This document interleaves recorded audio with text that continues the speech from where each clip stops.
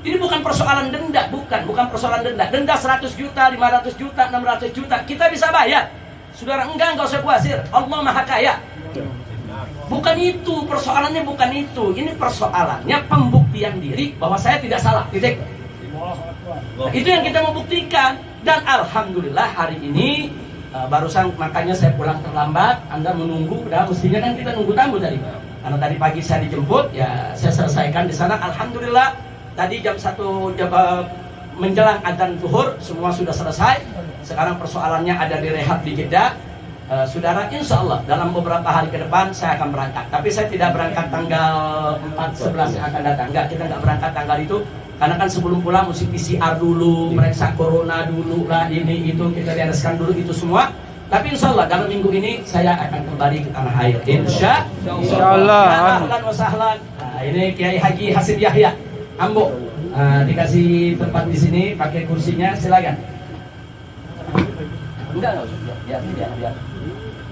Nah, atau ini boleh, harus ada enggak? Ya. Ini apa di situ aja? Nanti hakim di sini. Ya, hakim tidak di sini. Syafakumullah tahurun insyaallah, syafakumullah sifaan ajilan kamilan taman insyaallah. Bismillahirrahmanirrahim. Bismillahirrahmanirrahim. Bismillahirrahmanirrahim.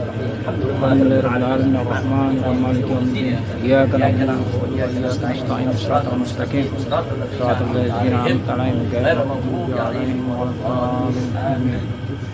Nah, baik ya, Pak. Singkat waktu saja.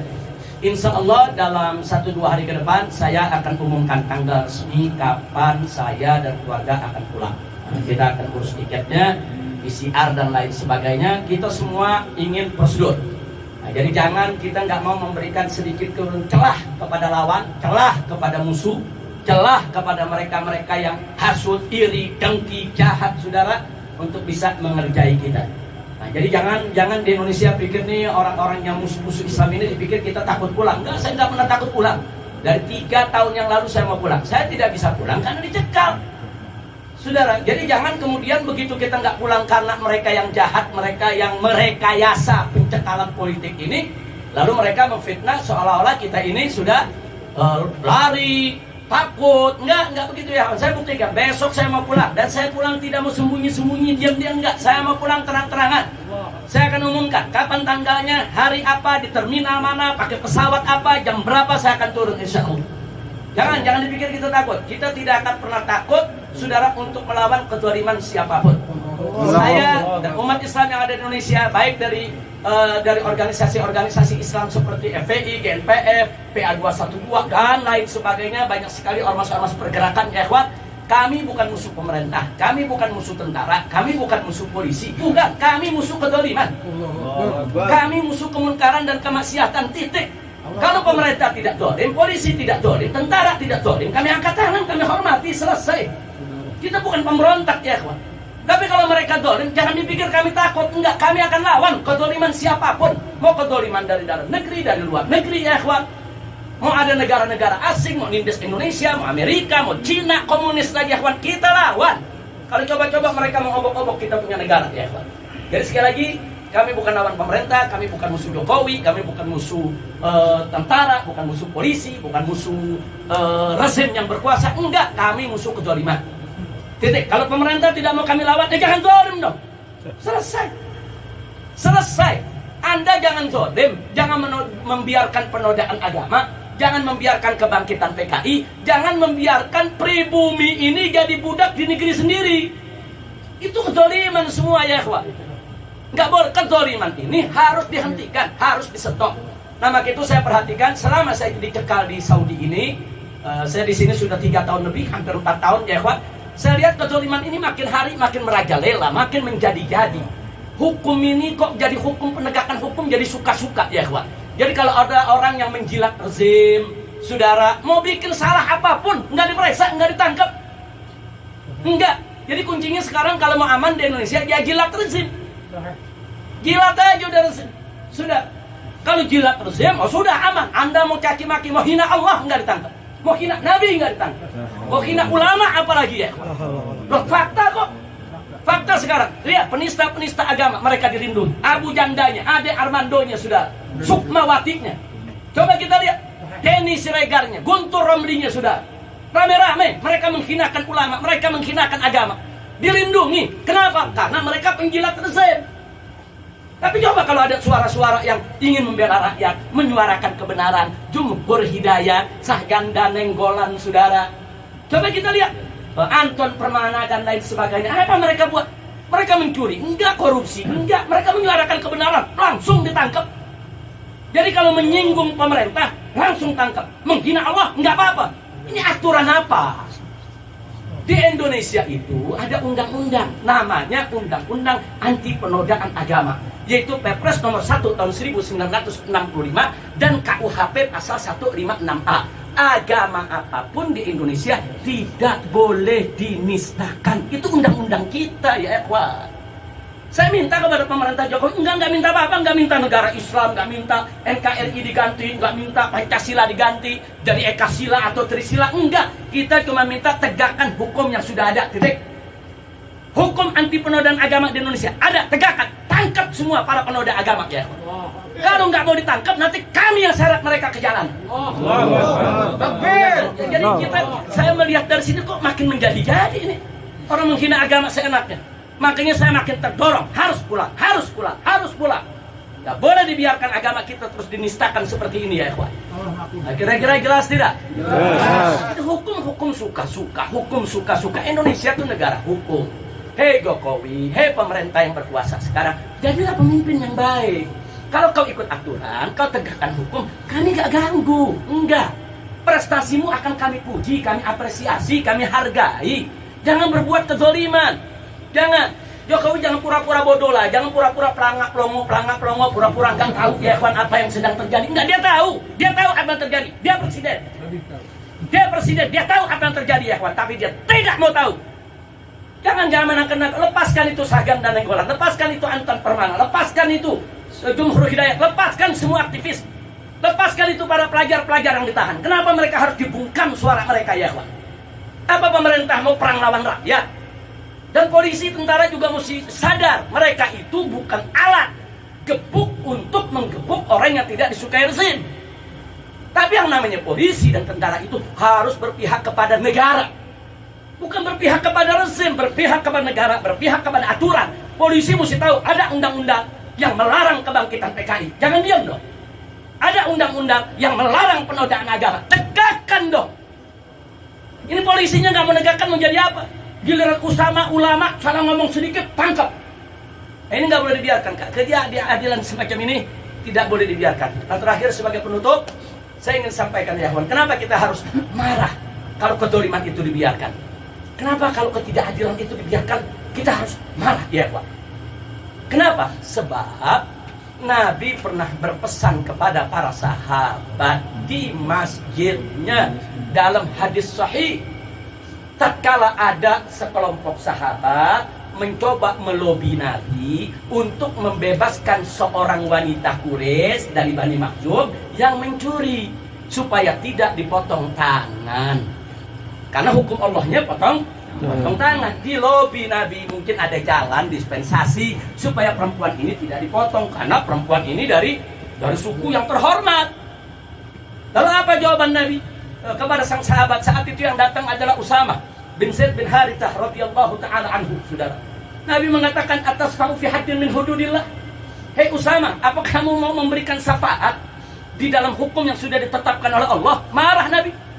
Setelah itu Nabi kumpulkan sahabat di masjid ya. Nabi sampaikan kepada para sahabat, ada yang datang mau lobi beliau untuk membebaskan seorang perempuan yang katanya perempuan terhormat dari Quraisy supaya tidak dihukum potong tangan. Lalu apa kata Nabi? Nabi alaihi salatu wassalam mengatakan kepada para sahabatnya, innama halaka man kana qablakum. Sesungguhnya umat sebelum kamu dulu binasa, hancur gara-gara apa? Idza saraka fihimus syarif tarakuhu. Kalau ada orang yang dianggap syarif, terhormat, mulia, mencuri, ditinggalkan, dibiarkan, enggak dihukum. Wa idza saraka fihimut ta'if yuqamu alaihil had.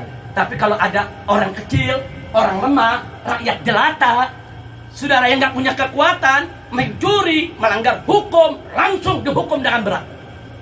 Ini Nabi yang sampaikan, dulu umat sebelum kamu begitu tuh. Begitu. Nah, jadi menegakkan hukumnya suka-suka. Nabi udah kasih tahu tuh, apa yang terjadi? Halaka man kana qablakum. Binasa umat sebelum kamu. Jadi peringatan dari Nabi ini penting. Ini terjadi di negeri kita sekarang, saudara. Kalau orang-orang besar salah, oh dilindungi, diamankan, saudara. Bahkan koruptor-koruptor ditangkap, diborgol juga enggak. Tapi giliran ustadz, dai, aktivis, saudara, menborgol, dipakai baju tahanan, apa? Nggak ada penghargaannya, saudara, kepada bangsa dan rakyatnya sendiri. Nah, ini nggak boleh dibiarkan. Hal seperti ini nggak boleh. Ini ketidakadilan, saudara. Ini ketidakadilan. Orang nyolong ayam, orang hanya mencuri semangka karena terpaksa di penjara 6 bulan, di penjara 1 tahun. Yang korupsi dibebas-bebaskan. Innalillahi wa inna ilaihi raji'un. Ini ada apa? Ini seperti ini ada apa? Ada aktivis mengkritik Jokowi, langsung ditangkap. Ada anak Cina caci maki Jokowi. Jokowi digoblok-goblokin, dibilang ini kakung gua, ini gua mau bunuh, gua mau tembak. Viral, saudara, nggak ditangkap sampai sekarang. Ada apa? Apa karena dia anak cukong Cina? Tapi kalau pribumi, saudara, yang nyindir Jokowi, langsung adili, tangkap, masukkan penjara, vonis 4 tahun penjara. Apa? Kalau pribuminya menghina presiden 4 tahun penjara, ada Cina ngancam mau tembak presiden, penjara juga dong. Ini apa-apa di negeri kita, ini ada apa, saudara? Maka itu saya katakan, ketidakadilan semacam ini nggak boleh dibiarkan ya. Nah, kita lanjutkan tadi. Jadi Nabi katakan apa? Innama halaka man kana qablakum.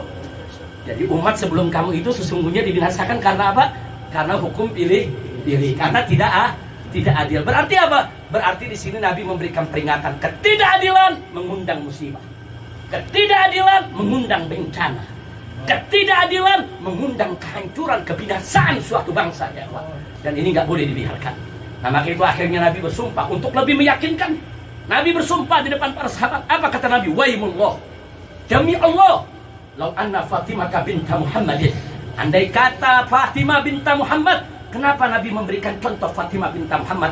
Karena Fatimah adalah jantung hatinya, karena Fatimah adalah kecintaannya, karena Fatimah adalah kesayangannya. Bahkan karena Fatimah Zahra adalah Sayyidatun Nisa'il Alamin, pemimpin perempuan semesta alam. Sebagus-bagusnya perempuan, sebaik-baiknya perempuan, semulia-mulianya perempuan. Artinya Nabi ingin menyampaikan kepada para sahabat, jangankan itu perempuan Bani Makhzum Quraisy, jangankan itu yang mencuri, yang kau minta dispensasi untuk tidak dihukum. Andai kata putriku Fatimah semulia-mulianya perempuan yang paling aku cinta, sarakot, coba-coba berani mencuri, lah potong tuh jadah, potong tangannya. Subhanallah. Jadi hadis ini bukan merendahkan Fatimah Zahra, tidak. Tapi hadis ini satu justru menunjukkan ketinggian Fatimah Zahra kedudukannya. Nabi memberikan contoh dengan yang paling tinggi ya, Pak. Kalau Fatimah Zahra aja kedudukannya paling tinggi, tidak kebal hukum, apalagi yang dibawa Fatimah Zahra ya, Pak. Yang kedua menunjukkan betapa adilnya Nabi kita alaihi salatu. Jadi kalau Nabi sampai bersumpah begitu, berarti itu keadilan bukan persoalan kecil. Makanya setiap hari Jumat coba kita lihat di akhir penutup khutbah yang kedua, apa ayat yang dibaca? Ini di Indonesia umumnya baca ayat ini. Innallaha ya'muru bil adli wal ihsan wa ita'idzil qurba wa yanha 'anil fahsya'i wal munkar wa baghi. Coba kita lihat ya apa? Innallaha ya'muru bil adli wal ihsan. Allah memerintahkan kita semua untuk menegakkan keadilan. Dan keadilan ini lil jami, al-adlu lil jami. Keadilan itu untuk semua orang. Justice for all.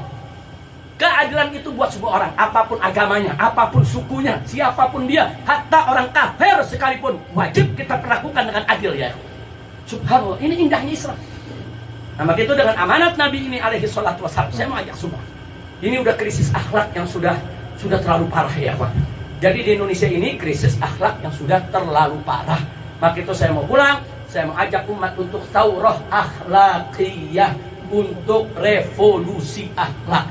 Ini nggak bisa dibiarkan. Umat Islam yang belum sholat, suruh sholat. Umat Islam yang sudah sholat, suruh lebih perbaiki sholatnya. Umat Islam yang masih berbuat maksiat, ayo kita ajak untuk mereka taubat, melakukan maksiat, dan rame-rame untuk semangat berbuat taat ya, kawan. Ini namanya revolusi akhlak. Mereka yang suka korupsi, ayo kita ajak, stop korupsimu. Mereka yang zalim kepada rakyat, kita serukan, stop kezalimanmu. Ini revolusi akhlak ya, Pak. Ini kezaliman harus dihentikan. Kalau bukan kita yang menghentikan, siapa lagi? Innallaha la yughayyiru ma biqaumin hatta yughayyiru ma bi anfusihim. Jadi jangan mimpi Allah bakal robah nasib bangsa kita. Kalau kita cuma diam, kita duduk di kamar, nggak bisa. Allah menyatakan dalam Al-Quran, wa qul ja'al haqq wa zahaqal batil, innal batila kana zahuqa. Perhatikan itu ayat, wa qul ja'al haqq. Katakan kata Allah, ja'al haqq, telah datang yang hak, wa zahaqal batil, sirna yang batil. Jadi sirnanya kebatilan karena yang hak datang. Kalau yang hak nggak datang, nggak bakal itu kebatilan sirna ya ikhwan. Jadi jangan baca ayat cuman akhirnya doang. Dia baca cuma bagian akhir, jadi dia nggak baca dari awal. Wa qul ja'al haqq wa zahaqal batil wa innal batila kana zahuq. Dia baca cuma akhir, innal batila kana zahuqa. Itu doang dia baca. Sesungguhnya kebatilan pasti akan sirna. Jadi mengapain kita capek-capek berjuang? Mengapain kita lawan maksiat? Nanti juga kebatilan sirna sendiri. Enak betul ya ikhwan. Kewajiban kita untuk melawan kebatilan tersebut. Ada lagi yang ngomong, Allah nggak perlu dibela, mengapain kita bela Allah? Nabi nggak perlu dibela, mengapain kita bela Nabi? Agama nggak perlu dibela, agama udah dijaga sama Allah. Ya ikhwan, kalau memang betul apa dia punya pendapat, lalu bagaimana dia menafsirkan firman Allah dalam Al-Quranul Karim? Ya ayyuhalladzina amanu kunu ansarullah. Hei orang-orang yang beriman, jadilah kamu sebagai penolong-penolong Allah, pembela Allah. Allah memang nggak perlu ditolong, Allah memang nggak perlu dibela. Tapi kenapa Allah suruh kita menjadi pembelanya?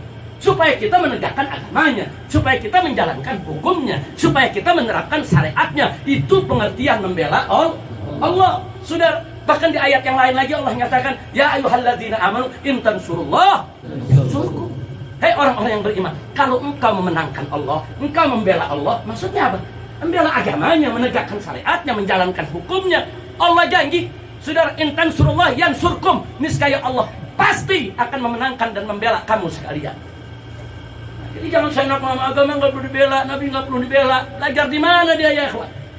Ini yang saya perlu sampaikan kepada yang ada di sini ya. Jangan so arif, jangan so bijak. Nabi dihina ya sudahlah, Nabi dulu nggak marah, kita maafin aja. So arif, so bijak. Giliran organisasinya dia hina, dia ngamuk. Giliran kiainya dihina, dia ngamuk. Giliran tokohnya dihina, dia ngamuk. Saudara, giliran dirinya dihina, dia ngamuk, keluar sumpah serapah dari mulutnya. Giliran Nabi dihina, kita mesti arif dan bijak. Enak betul. Apa kau punya diri lebih mulia dari Nabi? Apa kau punya organisasi lebih mulia dari Nabi? Apa kau punya guru itu lebih mulia dari Nabi? Ini yang saya sama-samakan. Jangan diputar balik. Jangan so arif tok bijak. Bukan pada tempatnya. Kira-kira jelas tidak? Jelas. Nah, ini alasan saya sampaikan. Mudah-mudahan jelas. Kenapa saya mau pulang? Sudah gak kuat ngelihat ini kezaliman makin hari makin luar biasa di negeri. Saya nggak peduli apapun resikonya, saya pulang. Saya mau lihat itu musuh-musuh Allah, musuh-musuh Islam. Apa sih dia? Kalau mereka punya keberanian, ayo hadapi. Saya pulang, hadapi saya. Saya nggak takut buat menghadapi mereka semua ya kawan. Mengumpulkan itu segala kekuatan abalis wasyayatin. Kita nggak bakal takut apapun yang terjadi. Saya sudah himmah gawiyah. Insya Allah tidak ada halangan lagi, saudara. Saya bisa pulang ke Indonesia. Allahu Akbar. Allahumma sholli ala Muhammad. Jadi sekali lagi nggak usah khawatir, keberadaan saya di sini semua terkendali, aman, alhamdulillah. Dan ini detik-detik terakhir kita mau pulang. Insya Allah hari ini atau besok semua dokumen akan selesai. Begitu juga PCR dan lain sebagainya saya akan periksa. Saya, istri saya, anak-anak kita periksa PCR sesuai dengan peraturan undang-undang. Biar kita nih pulang nih jadi mulus. Jadi biasanya kan sekian hari kita periksa, nanti sekian hari sebelum terbang sudah keluar dia punya hasilnya. Ya mudah-mudahan Allah berikan sehat walafiat. Amin ya rabbal alamin. Sehingga tidak ada halangan lagi. Apakah itu halangan aragil sihiyah atau aragil amnia atau aragil sia-sia. Nah mudah-mudahan tidak ada lagi aragil yang menghalangi kita untuk pulang. Nah ini yang saya mau sampaikan. Maaf kalau saya terlalu bersemangat. Karena barusan habis berdebat habis-habisan juga, berdebat sama Pak Bakis habis-habisan juga ya kawan. Karena mereka baik, mereka nggak ada masalah. Cuma mereka nih pengen ya bagaimana supaya bisa ditunda dulu atau bagaimana supaya semua lebih rapi. Kalau saya enggak, saya mau pulang, udah nggak usah dicegah lagi. Nah, jadi memang sedikit terjadi perdebatan. Jadi jangan dianggap saya numpain kemarahan di sini ya. Saya cuma ingin menumpahkan semangat juang, ingin menularkan bagaimana semangat juang ini untuk bisa kita tegakkan. Dan Anda yang ada di Mekah sini, Anda bukan nggak bisa berjuang, Anda tetap bisa berjuang untuk negeri Anda. Anda bisa lewat medsos, Anda bisa lewat tulisan-tulisan, Anda bisa lewat rekaman-rekaman berjuang. Kalau musuh-musuh Islam bisa buat rekaman, hina-hina ulama, hina-hina agama, kenapa kita nggak bisa bikin rekaman sebagus mungkin untuk bela agama, bela Allah, bela Nabi, bela Islam? Bikin ya, Pak. Nah, jadi mereka propagandanya kan lewat medsos, kita juga bisa kok lewat medsos. Cuman bedanya mereka buzzer, dibayar, ada duit kerja, nggak ada duit nggak kerja. Nah, kalau kita kan bukan buzzer bayaran, kita mencari ridho Allah. Ridho Allah. Makanya sampai sekarang mereka nggak pernah menang di medsos ya, kawan. Nah sekarang kan mereka ngaku, itu Eva Sundari dari PDIP kemarin bilang apa? Kita sudah capek bayar buzzer duit banyak tapi nggak menang karena medsos ini kuasa oposisi, rasain. Kita sih nggak keluar duit, alhamdulillah buzzer nggak ada yang dibayar ya, kawan, ikhlas semuanya. Karena itu tolong Anda juga perlu jadi pejuang medsos. Ini kan masing-masing punya HP nih. Jadi itu HP senjata ya. Sekarang ini perangnya perang medsos, bukan belum perang pakai panser, pakai bazooka, belum. Nah, nanti kalau udah ada panggilan jihad pakai bazooka, baru kita pakai bazooka ya.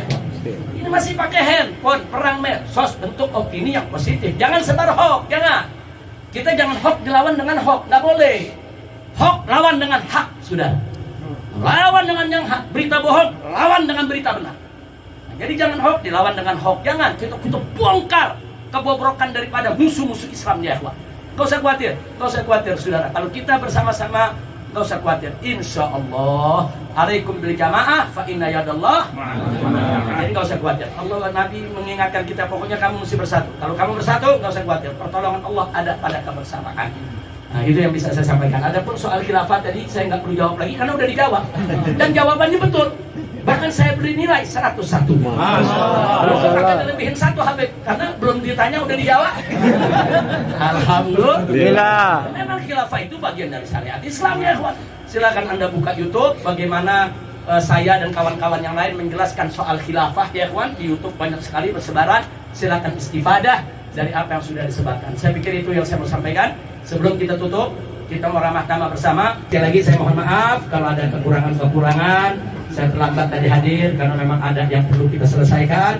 Dan jangan lupa, yang terakhir, doakan biar semua ini berjalan lancar. Amin, amin ya rabbal alamin. Asallahu an yurji'ana ila biladina ghanimin farihin salimin najihin faizin muayyidin mansurin mahfudin masrurin marzukin mubarakin bi rahmatika ya arhamar rahimin. Amin ya rabbal alamin. Fatihah.